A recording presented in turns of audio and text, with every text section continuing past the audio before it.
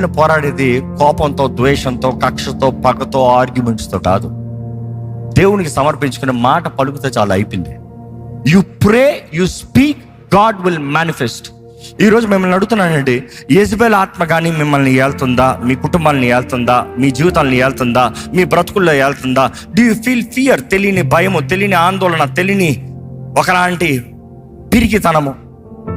Jezebel ఆత్మ వ్యభిచారపు కార్యాలు, శోధనలు.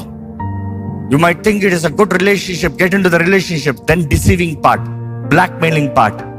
ఊదుకోవాలంటే భయము. ఇదిగో నేను ఇది చేస్తా, నేను అది చేస్తా, నీకు ఇట్లా వెళ్తా, నీకు అట్లా వెళ్తా. Intimidate, fear, Jezebel spirit.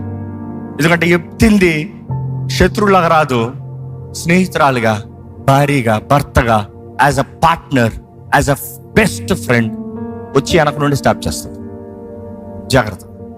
దయచేసి తలలో ఉంచుతాం.